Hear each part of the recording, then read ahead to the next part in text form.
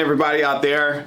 My name is Stephen Loud. I want to say thank you to all my people on Instagram Live right now. I am also recording a video for YouTube as well at the same time. So bear with me as I'm looking at this camera and as I'm also looking at you on the phone here, guys. But yeah, thank you for tuning in here. I know it's like 11:33 p.m. on a Friday night. Most people are out, you know, kind of hanging out, partying, drinking, hanging out with loved ones and friends, and just kind of relaxing and kind of, you know, thawing out from the week of all the work and things like that, guys. But I'm just, for one, I'm excited about my new Sony camera here and the other content that I have in my apartment. But more importantly here, guys, I'm very excited to kind of just open up and talk about my experience with door knocking, pre-foreclosures towards the end of 2022 and now 2023, guys. I've been able to make over 6 figures off of these deals, and I've been probably doing it for like maybe about 4 or 5 months. And I think it's life-changing information, it's game-changing information for you and where you are right now in your life, and for your friends and for your family as well. So I don't want to take up too much time here. I just want to get right into it, and I'm going to try my best to, you know, give as much information and knowledge about door knocking, how to handle yourself at the doors, attire, your speech, your etiquette, your posture, the list organization, where I get the list from, how I do everything. I'm going to run through all of this stuff here that I have listed. So first and foremost, guys, you know, when you're door knocking pre-foreclosures, you have to understand what is going on in these situations, okay? So these people are very distressed, okay? First and foremost, there's something called like a list pending, which is pretty much a notice for, you know, a default on the mortgage. And by the time that happens and when it actually goes to foreclosure auction, it's about 6 months, okay? So I come into play when an auction date is set. So typically I have about maybe 2 to 3 months before the auction comes, and sometimes only 1 month, okay? So prior to that, real estate agents and all type of investors have access to these county records, and they have people that can get to them that, you know, really have in-depth knowledge and detail to get to these lists. I'm not there yet. I'm kind of like close to like maybe 2 or 3 months before the auction, maybe a week before the auction, but they get these things like maybe as soon as the notice of default happens, okay? And that's like 4 or 5 months before the auction. And they get hit up by real estate agents, investors. All these people are calling, texting them, sending them mail, and they're knocking on their doors, and they are just completely shutting down from these people, and they just don't know what to do. It's embarrassing, it's emotional, they think they're being treated unfairly from the government, from the United States. It's all kind of stuff, right? So you got to understand where these people are in their minds and when you're going to these doors, okay? But you got to also know that you are there to solve a problem and to be with these people and to help them out, okay? So I just want to put you in the mindset of door knocking. You don't want to just wind up at the door and say, hey, can I make an offer on your property? You're going to get the door slammed in your face. You don't do it that way. That's so cliche, and you're not going to get anywhere. You have to lead with value. You have to almost lead with the mindset that you're not even going to get the property to buy it. Okay, I'm going to say that again. When you're door knocking these pre-foreclosures, you have to approach the doors talking to these people, if they even answer, as if you were there to be on their side. And one thing I love to say is this: hey, I'm not with the banks. I'm not here to take the property from you. I actually want to help you keep the home. It's not me against you. It's us against this situation. And I have a bunch of knowledge and experience with dealing with these situations, and I just wanted to know would you be open to hearing about it, right? That's one pitch that I have, and I get quiet. That's the number one thing, is when you pitch something, you do not want to keep talking after the pitch. It's like telling somebody, hey, I love you. And the reason why I love you is because you tell them I love you, and you look at them and you get quiet. I love you. So much is said in silence, okay? So remember that, okay? But I want to get into, you know, we'll get into the pitch and all of that, but I want to get into the fresh data. That's the most important thing. So what I do is I have a website called PropStream. I do not pull my pre-foreclosure list from PropStream. I actually add add my leads to PropStream and I create a list, okay? So what I do is I have virtual assistants in the Philippines that I pay $4 an hour to, okay? And what I do, I have trained them. I have trained them to go to the Harris County records, to go to each deed, okay? So when something's going to foreclosure, they're going to do it by each month, okay? And they're going to add these foreclosures as the months goes on, as the weeks go on, as the days go on. They're going to add these foreclosures, you know, 10 or 15 leads maybe every, you know, 2 or 3 days, and then they'll bust 50 leads in one day. They just add more and more up until the day of the auction for that month. So you're going to consistently be going back to that list and pulling the new data. And I'm specifically talking about Harris County. I'm not talking about Montgomery County. I'm not talking about Fort Bend County. And I'm not talking about Brazoria County or Galveston County. I'm talking about specifically Harris County, okay? And this is the county that's in Houston, Texas.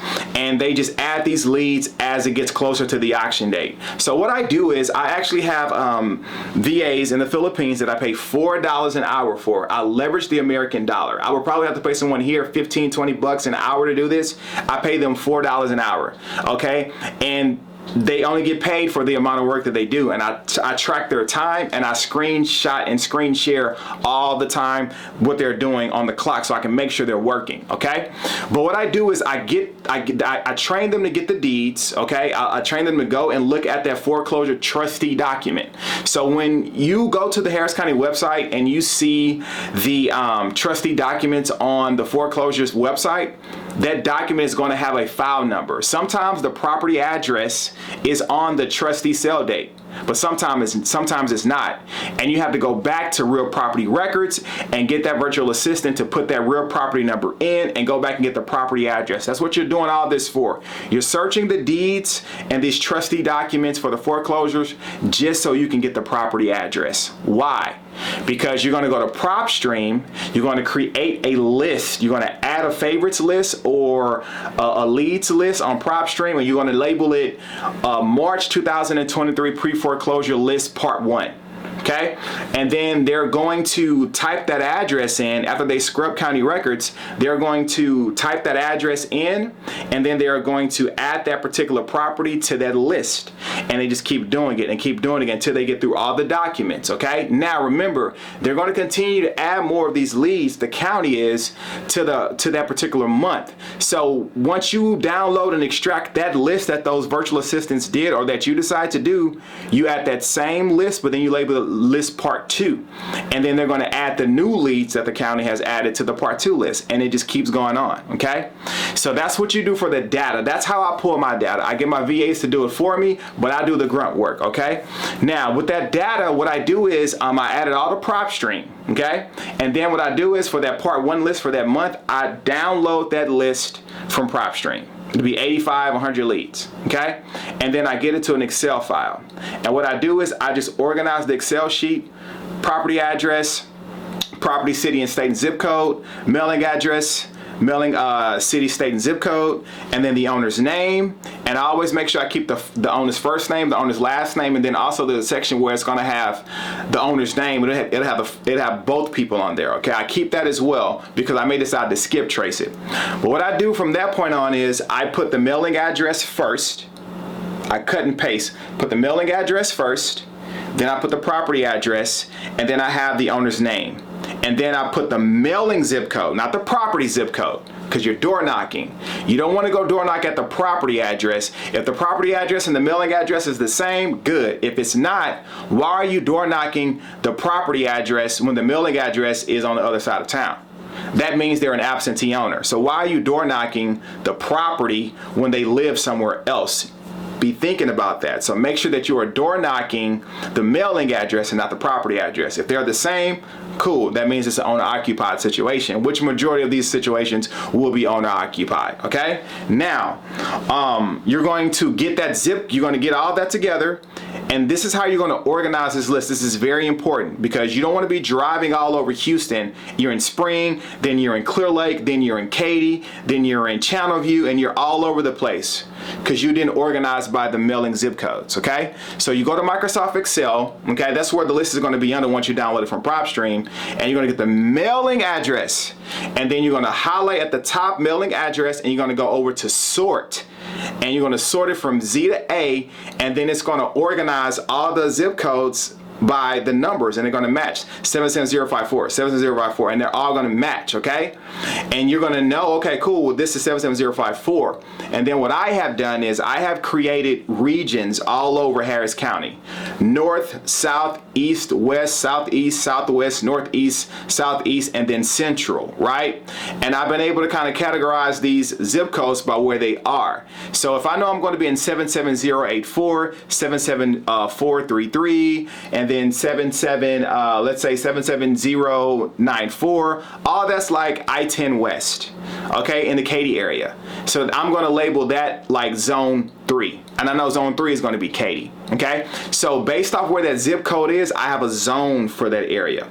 So zone 3 is going to be over there. So when I do all the organization by zip codes, I'm going to put next to each zip code zone 1, zone 2, zone 3, wherever that zip code is, I have a zone for it, okay? And the reason why you want to also organize it is because you'll be able to, okay, these are all, I have 5 zip codes that's 77084. That's Katy. So that's going to be zone 33333. And now I'm moving faster through the list because I'm memorizing these zip codes. But there's going to be some zip codes you don't have memorized, and you got to go through each one and organize it. You can get a VA to do that as well, but you got to know that whatever zone it is, you got to make sure that that is the right zone. But I do that one myself. I just do that myself, okay? And that's how I organize my data. And then I get that Excel sheet, and then I upload it to a Google sheet, okay? A Google sheet. I upload that Excel sheet to Google, and that way the Google sheet, I have the Google Sheet app on my phone, and I'm able to look at the mailing address, property address, the name of the person, the zip code, and the zone on Google Sheet, and I copy the address on Google Sheet, and then I type it into Google on my phone, and I go to the address and door knock it. And then on the Google Sheet, I'm able to highlight the address, the mailing address, and I type in notes of what happened when I door knocked on that property, and I go to the next one, look at the same zone, and I go to the next property. That's how I door knock, okay? And if no one picks up, if no one answers the door, I'll leave a note. I have little brown envelopes. I have my business card in there, and also would like a little letter explaining what I can do, the situation, and trying to make myself stand out. And I always leave that note in the door, okay? Now I'm going to get into that technique as well, so just stay with me. But that's pretty much how I get my data, okay? So we've got that taken care of. Data is already down. Now you know how I get my data for my door knocking pre-foreclosure leads, okay? Now we're going to go ahead and go over to organization, driving, information, callback list, and all that stuff. So pretty much I just knocked out 2 birds in 1 stone. So I told you how I get the data, then I also just broke down how I organize everything, okay? And that's how I door knock, okay? So now I'm going to get into Attire, all right? And if anyone has any questions about this, just, DM me on Instagram or send me a message on YouTube, and I'll try my best to answer these things accordingly for you, okay? Now, we're going to get into Attire. What do I wear when I'm door knocking? Okay, so right now I have on like some brown loafers, some blue jean pants, and typically like when it's warm outside, I have my company polo logo shirt on, collar shirt, and it has my logo on it, and I look like I'm there to buy a house. I don't go there in Jordans, sweatpants, and a hoodie, and a hat on. Like, no one's gonna think you're seriously there to buy a house or to help them. And I don't wear suit and ties either, because I don't want to look like I'm the feds getting ready to, sue them. I want to look like someone that's a real estate professional, that's someone that's there to come and buy the property or to solve the problem for them, okay? And when it's cold outside, I wear some jeans, maybe some nice boots, some loafers, and like a sweater and a vest. I just look casual, professional, like I'm there to buy a house. I have my hair cut, I have my face shaved, I have a nice watch, and I drive a Honda, okay? And it shows that I'm relatable to them. I drive a Honda. I don't drive a big Mercedes-Benz, which is nothing is wrong with that. But you got to understand, when you're coming to these properties, you are on stage. You're on stage. As soon as you pull up, you don't even know it. 95% of these properties, the camera is on, recording you, recording everything. All these homes have cameras on them. So you're on stage and you don't even know it. So be thinking about this. When you pull up to those properties, you're on camera. You literally are. They're watching you. Your presentation, how you walk, everything. So you want to remember that your posture, the way you have your shoulders, everything you're doing, okay? So just make sure that you are presentable when you're going to these properties and that you look like you are there to solve a problem. You like a real estate professional and you're equipped to handle whatever the situation is. That's how you want to look, and you want to look down to earth. You want to look like you are someone they can have a conversation with and that they can lean on and trust. Because the number one thing with pre-foreclosures, when they do open up and talk to you, you have to listen. Listen to them. That's the number one thing when door knocking pre-foreclosures is listening. Are you listening to what's going on in their life, what they're saying, and are you asking the right questions to get the information out of you, okay? So that's that, all right? So that's the attire. We got that taken care of, all right? Now, we're getting into a very, very, very important part, and this is the script and the pitch. Body language, distance, and space. Okay, very important here. So I always have the card in my hand, I always have my phone in my hand, and I have my keys in the loop of my finger so that I don't have my hands in my pockets, I don't have my hands behind me. Some people are scared. It's Texas. You just want to look like you don't need to go in your pockets for anything. You want to have your hands in front of you, and you want to speak with your hands because they're going to be looking at you. They look at you up and down. They look at everything in your hands. They're watching you. You want to make sure that you're confident and that you're stand firm and that you are actually making sense in what you're saying. Don't be stuttering. Don't be mumbling. Don't be looking around when you're talking to them. Have eye contact, and it takes practice. Okay, it's not something you're just going to wake up and do. Some people may be natural, but it takes practice. Don't be scared. Okay, you're going to be just fine. You're going to be just fine. Okay, now when I approach these doors, I have all that in my hand, and what I do is immediately before I even ring the doorbell or before I knock on the door, I have that card and I put it in the door. Very quickly, right there in the crack of the door. And I'm going to tell you why I do that. I put the card in the door, then I ring the doorbell, and then I knock a few times. And once that happens, I step back. I step back maybe 5 or 6, 7 feet from the door, sometimes 8 feet. And I have my left leg in front of me, and I have my right leg behind me at an angle. And I'm looking at my phone. I'm not square looking at the door like this. I kind of have my body turned a little bit, but not completely back like this or not like this. I have it kind of like at an angle, like if you're 12 o'clock, it's like at maybe 1 o'clock. Between 1 and 2 o'clock, I'm like this to the door.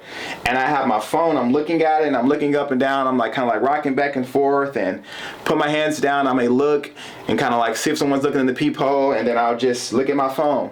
And when they answer the door, I immediately smile. And this is what I say. The seller's name is John Doe.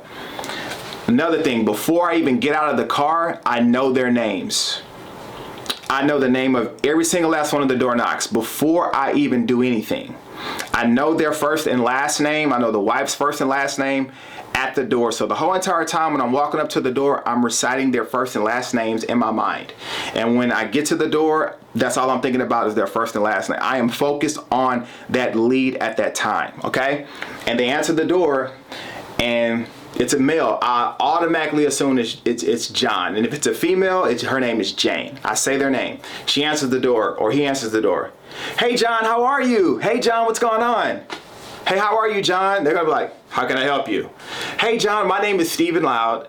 I know it's a little random out of the blue here. I was just in my office a few moments ago, and now I'm turning to them. Okay? I was just in my office a few moments ago. I'm not walking towards him, I'm turning towards him. I was just in my office a few moments ago and came across some information, and you may have gotten the situation taken care of, I don't know, but I think your home may be getting ready to go to auction in April. And I was just stopping by to see if anyone has done anything to help you out, to give you some options to help you keep your home and save this property for you. Has anyone done anything to help you guys out here? Get quiet. Ask the question. You have to end with a question mark so they can respond. But if you just say, yeah, my name is Steven, I was just stopping by. You didn't ask, that's not demanding a response from them, right? And they'll just look at you like, but when you say something like that and then you ask the question, hey, I was just stopping by to see if anyone has done anything to help you guys out, to give you guys some options. You know, has anyone done anything to help you guys out? Where are you guys at right now with this? and you get quiet, and they'll say, oh, I got it taken care of already. I'm good to go. I got it taken care of. That's a seller objection, okay? So we're going to get into that right now, all right? So we talked about the pitch and the safety. Number one, like I said, safety is very important. You do not want to have your hands in your pockets, behind you, have them in front of you. You want to smile. Do not look scared and deer-eyed. Imagine someone coming knocking at your door and they're doing this at your front door. They're going to be like, who are they looking for? They're here to rob me. You have to make sure you are completely looking at them in their eyes, you're comfortable, and you are smiling. That's the most important part of the attire, to be honest with you. And I got that from my old job at Houston's restaurant. The most important thing about the attire when you're door knocking is your smile. Your smile. Hey, my name is Steven. I was just in my office a few moments ago. I'm smiling as I'm talking the whole entire time. And you're like, why are you smiling when they're going through foreclosure? They're about to lose their home. You want to look like the hope. You want to look like the hand that's there to solve the situation. Hey, my name is Steven. I know it's a little random here. I was just in my office a few moments ago, and I came across some information here, and I'm not sure, correct me if I'm wrong, you may have gotten it taken care of already, but I think you may be getting ready to go to auction in the next few months or so, and I was just stopping by to see if I could do anything to help you guys out, to give you some options. Has anyone done anything for you guys yet? You know, and typically I don't like calling and texting because I know you're getting a bunch of phone calls. I know you're getting a bunch of text messages, and it's disrespectful for me to get your number without your permission. So yeah, I load up that gas tank and I come knock on the door. And sometimes I'm able to help people out, sometimes I'm not. But I'm willing to go that length for you, and I will do even more if you give me the opportunity. And that's why I'm here. That's how I door knock. So the script is not always the same, but it's the same energy, and it's fluent. It's just kind of fluid depending on how the flow goes, okay? But just remember that, guys, that your smile is the most important thing when you're door knocking, all right? It's the most important thing, all right? Now, dealing with objections, okay? That's going to be a very, very important thing. Dealing with these objections, you got to know how to respond. So when someone opens the door for you, that is gold. Because a lot of these times, these people are going to look at you through the blinds and close the blinds. That is not a trigger to go back and knock on the door again. Don't do that. You've already rung the bell. You've already knocked on the door. They saw you. They saw you. Do not go back pounding on that door. That's pretty much saying like, yeah, you know you saw me. Open. Don't do that. Don't do that. They're telling you they don't want to be bothered. If that's what they're saying, they don't want to be bothered. You got to leave them alone. Leave the note on the door. And the note should already be there. And there's a reason why I put the note on the door, because if they do answer the door, the note is automatically in their house. So I'm already in the house. It's a mental thing. When I put that note in the door and they open the door, I'm already in their home. Even though I'm feet away, a part of me is in the house already. It's already there. That's why I like those notes. And when I'm talking to them, I'm look, my information's right there on the floor. It's right there, you know, it fell into your house when you opened the door. I didn't think you were going to answer, so I just always leave those cards. But hey, the cards stay on the floor. If you want to call me and talk to me, it's right there. I just established a connection. It's powerful. It's a powerful tool, okay? But when they open the door, okay, and they say something like, oh, I've already got it taken care of, I automatically say this because this is what's going on. I say, oh, okay, I'm assuming you're probably working through a loan modification right now. And I ask that question, and they'll say, yeah, I am. Okay, awesome. Well, you know, has that loan modification been approved yet? Or are you still just working through the application process? They're like, oh, no, we're good. We're fine. We're good. We're good. And they'll blow you off, and you say, well, hey, look, you know, if things don't work out with the loan modification and things like that, you know, because they do have to approve it, my information's right there. Just give me a call. I'd love to talk to you. And there's more things you can do than a loan modification to get this taken care of. I would love to speak with you and run you through some options. I would love to do that. If you give me the opportunity, I will definitely serve you and your family the way they need to be served. Okay? That's one pitch, all right?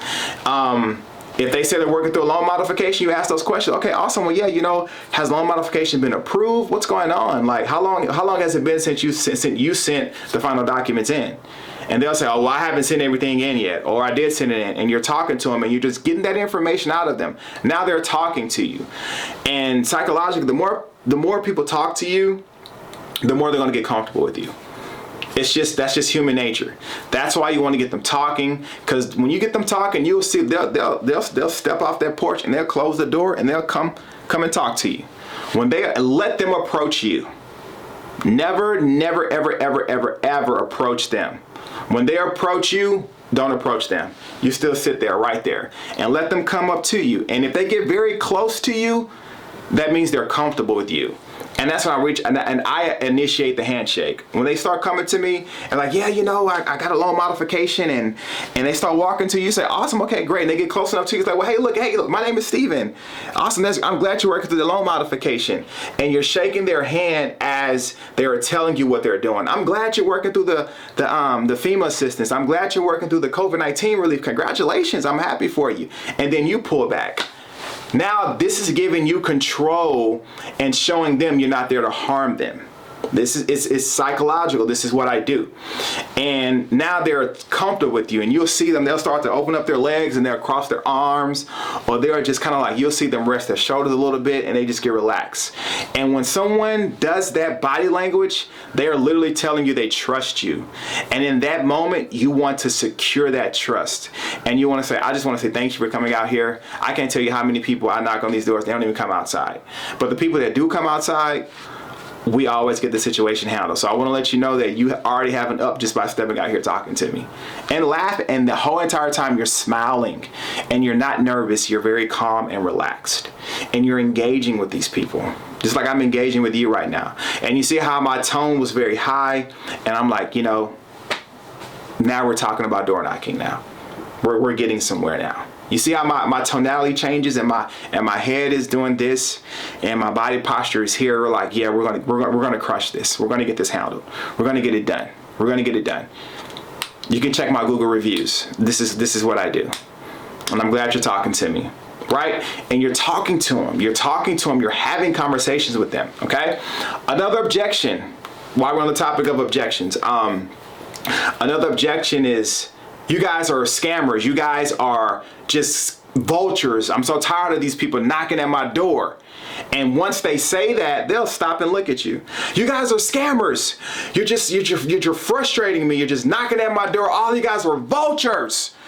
And then they stop and look at you like this. And you say this, Mr. and Mrs. Seller, I'm so sorry. This is my first time coming here. I'm going to be honest with you. There are a lot of scammers and vultures that come to the front door. But that's not why I'm here. The reason why I'm here is I'm here to stop this foreclosure for you, to help you out. And this is the number one response I always get. It's like clockwork. Are you an investor? You're an investor, aren't you? Don't lie. And you say, I do buy real estate.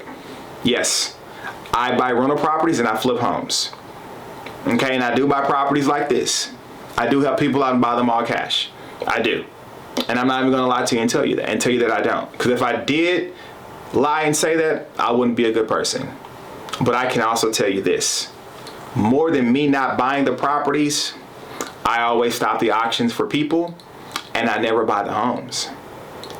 I work for Google reviews. If you allow me to serve you and stop this auction for you, all I ask is for a positive Google review. Because there are plenty of people that are in these situations, Mr. and Mrs. Seller, and they do need to sell. And when I have a positive Google review showing that I help someone stop the auction, that person that does need to sell, they're gonna trust me because I've helped so many other people. So believe it or not, I know you think I'm here to help you, but I'm really here because I need your help.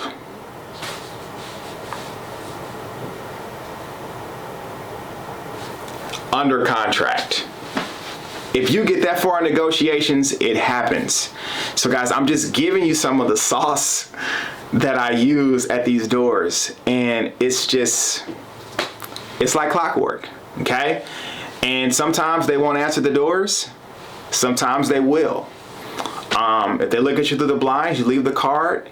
I've had it even in the ring. I've talked to people in the ring bell. They're not there, they're at work, and I do the same pitch. Hey, I see you at work. Thank you for talking to me through the doorbell. My name is Stephen Loud. I always say, my name is Steve. Your name is Justin Fields. Your name is Derek Carr. I'm naming quarterbacks of the NFL. Say your first and last name with confidence, and you look at the camera. Hey, my name is Stephen Loud. I know you're not here. Thank you for taking time to speak to me through the camera. Hey, I know it's a little out of the blue here. I have my information, my card here is in the door for you. I see you may be going to foreclosure auction. and I was just stopping by to see if anyone's done anything to help you out and give you some options. And I've talked to people through the doorbells, okay? Even when they're in the house. I've had it to where I'm talking to the doorbells, and then they actually come and open the door and talk to me, okay? So you want to make sure you sound trustworthy. And this is what I do before I leave the house. I have affirmations over myself. I tell myself that my voice is trustworthy. My vocal cords can be trusted. When people look up on my face, they will see God's presence. They will see that I am a trustworthy person to solve their problems. I can be trusted. I'm a trustworthy person. I am peaceful. I'm not a threat. My body language is not a threat. My eyes are not a threat. My smile is not a threat. I'm literally there in peace. Let peace be all over me when I'm talking to these people and when I'm getting out of these doors. Even when I'm walking every step, I'm peaceful and I look like a normal person that's non-threatening. You have to believe that about yourself. Because if you don't, you're not going to reciprocate that energy at the doors. You have to have the right mindset and spirit and faith when you are in the comfort of your home before you even go out on the door knocking campaign that day. I always do that before I leave the house. I put that over myself. Okay? So I just want to put that in there as well, guys. So I don't want to take too much of your time here. It's been a very long video, very long live here. Thank you guys that are down there watching, and that's it. Okay, and I'll be dropping some more stuff about door knocking and how I handle it and objections and things like that. And guys, there's way more to door knocking than this, but the basics that I have right now, I think anybody can get out there and do it. So I'll let you guys take a look at this and, you know, let me know what you think. And I can always be contacted on social media through Instagram, Facebook, and then, you know, just respond here on YouTube, guys. And I wish you the best of luck. And if you need anything, I'm not that far away. All right, peace out.